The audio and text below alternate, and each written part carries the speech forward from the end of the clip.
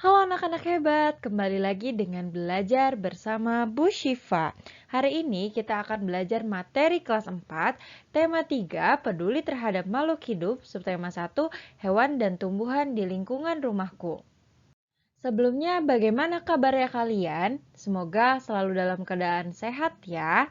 Nah, kalian juga bisa meminta tolong kepada kedua orang tua untuk mendampingi kalian belajar. Jangan lupa ucapkan terima kasih ya ketika telah ditolong dan ucapkan kata maaf ketika kalian melakukan kesalahan. Sebelum memulai pembelajaran hari ini, ada baiknya kita berdoa terlebih dahulu. Nah, setelah berdoa, Ibu akan menampilkan tujuan pembelajaran hari ini terlebih dahulu.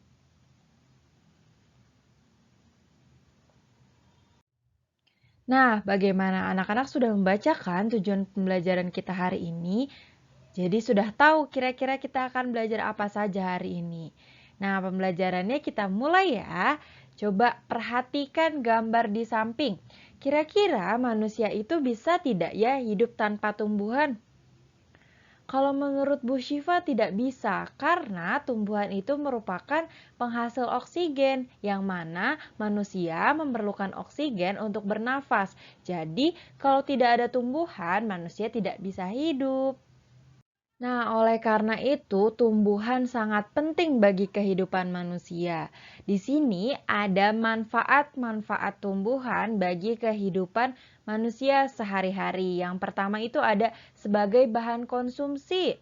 Yang kedua juga sebagai penghasil oksigen, seperti yang Bu Syifa bilang tadi ya, dan udara yang menyejukkan. Yang ketiga ada pelindung dari sinar matahari, sebagai bahan kerajinan tangan, dan sebagai obat.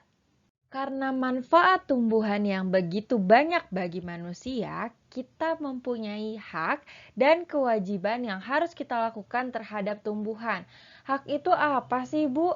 Hak adalah hal yang boleh kita terima, sedangkan kewajiban adalah hal yang harus kita laksanakan dengan penuh tanggung jawab. Oke, yang pertama kita bahas terlebih dahulu adalah hak terhadap tumbuhan. Manusia mempunyai hak terhadap tumbuhan, artinya manusia bisa memanfaatkan atau mendapatkan apa yang mereka menjadi haknya ketika memiliki tumbuhan. Nah, di sini contoh dari hak manusia terhadap tumbuhan itu yang pertama hak menanam. Ada berbagai jenis tumbuhan yang bisa ditanam di lingkungan sekitar manusia. Tumbuhan ditanam agar bisa dimanfaatkan. Manusia bebas memilih tumbuhan apa saja yang diinginkan untuk ditanam. Yang kedua adalah hak memanfaatkan tumbuhan. Selain menanamnya, manusia juga memiliki hak untuk memanfaatkan tumbuhan. Contohnya untuk memanfaatkan kayu, memanfaatkan buahnya, dan memanfaatkan oksigen. Nah, yang selanjutnya itu adalah hak menikmati lingkungan segar. Dengan lingkungan yang segar dan oksigen yang bagus dari tumbuhan, maka hidup kita akan menjadi sehat dan nyaman. Oke, selanjutnya, hak manusia terhadap tumbuhan itu adalah hak mengolah tumbuhan. Hak terhadap tumbuhan yang bisa didapat manusia adalah menggunakan sebaik mungkin. Manusia bebas menggunakan tumbuhan untuk memenuhi kebutuhan mereka. Contohnya dengan digunakan sebagai obat bahan alami, bahan makanan, dan bahan industri. Oke, yang selanjutnya hak manusia terhadap tumbuhan adalah hak memperoleh air sehat. Dengan adanya tumbuhan, maka akan adanya air bersih yang berasal dari air tanah. Air ini dapat digunakan untuk minum, mandi, dan aktivitas manusia lain. Oke, tadi kita sudah membahas hak terhadap tumbuhan. Sekarang kita membahas kewajiban terhadap tumbuhan. Tidak hanya mendapatkan apa yang menjadi haknya, manusia juga memiliki kewajiban terhadap tumbuhan. Artinya, kita memberi apa yang menjadi hak tumbuhan. Yang pertama, kewajibannya adalah kewajiban melindungi tumbuhan. Manusia wajib melindungi tumbuhan yang ada di sekitarnya. Contohnya, melindungi dari penggunaan secara berlebihan dan tidak merusak tumbuhan. Yang kedua adalah kewajiban untuk merawat tumbuhan. Selain melindungi, manusia juga berkewajiban untuk merawat tumbuhan yang dimilikinya. Contohnya dengan rajin menyiram tumbuhan, memberi pupuk, dan melihara dengan baik. Selanjutnya, kewajiban untuk melestarikan tumbuhan. Manusia memiliki kewajiban untuk melestarikan tumbuhan dengan melakukan reboisasi atau penanaman hutan kembali dan tidak merusak tumbuhan serta lingkungan di sekitarnya. Yang selanjutnya adalah kewajiban untuk melindungi tumbuhan dari kepunahan. Jumlah yang semakin sedikit serta habitatnya yang terancam membuat kita harus menjaga tumbuhan agar tidak punah dengan cara membuat hutan lindung. Nah, tadi kita sudah membahas contoh hak dan kewajiban manusia terhadap tumbuhan. Sekarang kita akan membahas dampak positif melakukan kewajiban terhadap tumbuhan nih. Yang pertama, mendapat lingkungan yang sejuk. Jika kita melaksanakan kewajiban yang sudah disebutkan tadi, kita akan mendapatkan lingkungan yang sejuk. Kita juga akan mendapatkan udara yang bersih dan sehat. Nah, yang selanjutnya adalah menciptakan pemandangan dan suasana yang indah. Seperti yang ada pada gambar di samping, itu suasananya indah ya, nyaman, bersih, dan terlihat sejuk tenang. Begitu. Oke, nah tadi kita sudah belajar tentang dampak positifnya. Sekarang kita akan belajar tentang dampak negatifnya. Dampak negatif jika kita tidak melakukan kewajiban terhadap tumbuhan. Yang pertama itu ada timbulnya polusi udara akibat udara kotor yang tidak terserap dengan baik oleh tumbuhan. Seperti yang ada pada gambar, itu polusi udaranya sangat banyak ya, asap yang keluar sangatlah banyak. Yang kedua, lingkungan akan rentan terhadap bencana alam seperti banjir, tanah longsor, dan kekeringan. Contoh di gambar di samping itu ada banjir ya. Biasanya kita menemukan bencana banjir ketika musim hujan seperti sekarang.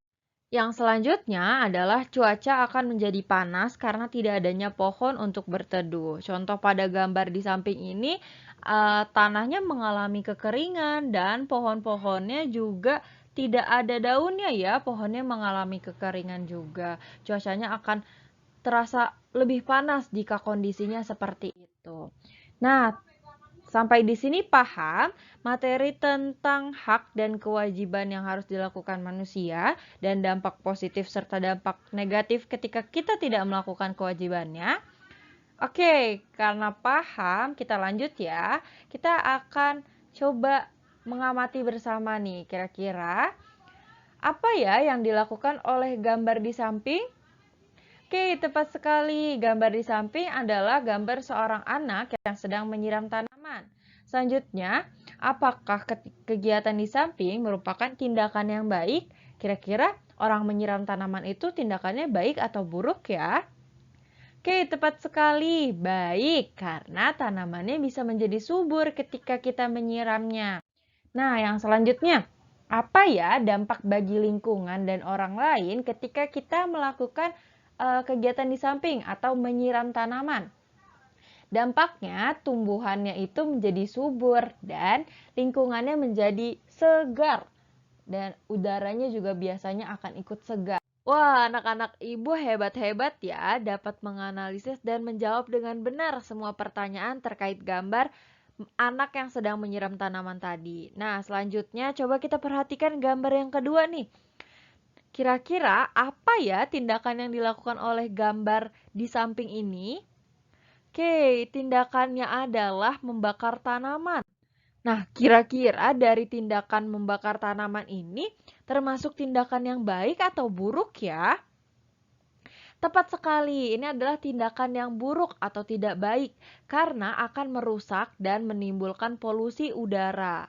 Oke, selanjutnya apa dampak bagi lingkungan dan orang lain ketika kita membakar tanaman tadi? Dampaknya adalah hutan menjadi gundul dan dapat menimbulkan bencana alam lainnya. Contohnya itu bisa tanah longsor ataupun banjir. Selanjutnya, apa orang tersebut melaksanakan kewajiban? Kira-kira orang yang membakar tanaman itu melaksanakan kewajibannya tidak ya? Tepat sekali. Tidak atau belum, karena tumbuhan itu tidak boleh dirusak. Tumbuhan itu seharusnya dijaga dan dirawat. Oke, selanjutnya, apa yang sebaiknya dilakukan oleh anak yang sedang membakar tanaman ini? Harus dijaga ya kelestarian hutannya agar hutannya tidak punah dan tanaman di hutan tetap ada sehingga dapat kita manfaatkan untuk kehidupan sehari-hari.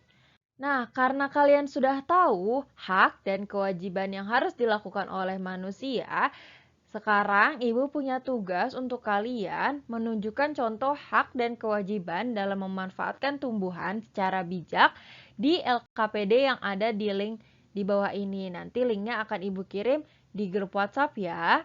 Oke, selanjutnya kita akan membahas tentang wawancara. Wawancara itu apa sih, Bu? Wawancara merupakan kegiatan tanya jawab yang dilakukan untuk memperoleh informasi secara rinci tentang suatu hal atau peristiwa. Nah, kegiatan wawancara itu terdiri atas pewawancara dan narasumber. Pewawancara itu adalah orang yang mewawancarai, sedangkan narasumber adalah orang yang diwawancarai. Oke, sampai di sini ternyata ada cara-cara untuk membuat pertanyaan wawancara. Yang pertama, kita harus menentukan topik atau tema wawancara. Yang kedua, kita harus memperhatikan fungsi penggunaan kata tanya.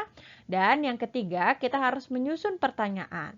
Coba kita berlatih bersama ya. Kira-kira dari gambar di samping, topik atau tema apa ya yang tergambar? Tepat sekali, merawat tanaman ya, atau menyiram tanaman. Oke, sekarang coba kita buat pertanyaan-pertanyaan wawancara terkait topik merawat tanaman tadi. Nah, kalau kata tanya apa, itu memiliki fungsi untuk menanyakan hal atau peristiwa yang sedang terjadi. Contohnya, pertanyaannya itu adalah apa nama tanaman yang kamu rawat? Nah, yang kedua itu ada berapa. Berapa itu fungsinya untuk menanyakan jumlah. Biasanya digunakan untuk menanyakan jumlah ya. Contohnya, berapa banyak tanaman yang kamu rawat di rumah? Oke, kata tanya yang selanjutnya adalah siapa.